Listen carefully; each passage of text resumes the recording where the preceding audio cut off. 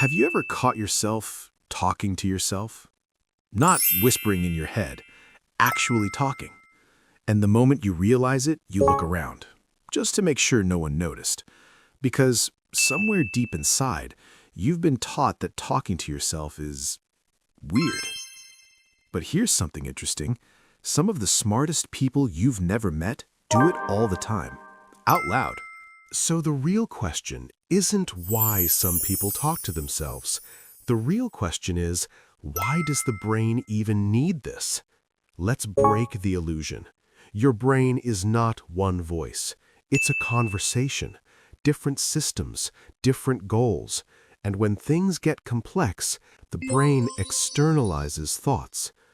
Talking out loud is not madness, it's processing. When you speak, your brain slows thoughts down. It forces clarity. That's why problems feel smaller once you say them out loud. Here's a detail most people miss. Talking to yourself improves memory. It improves focus and decision-making. That's why athletes do it, surgeons do it. Even programmers whisper to themselves while coding. But there's another layer. The tone matters. Because some people don't just talk to themselves. They attack themselves. You're stupid. You always mess this up. That voice isn't wisdom. It's conditioning.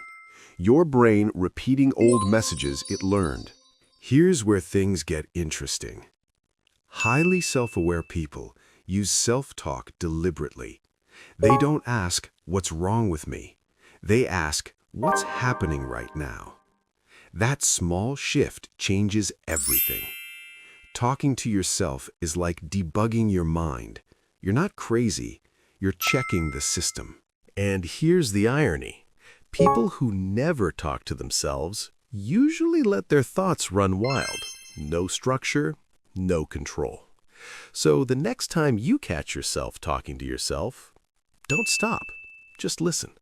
Because sometimes the most honest conversation you'll ever have is with yourself.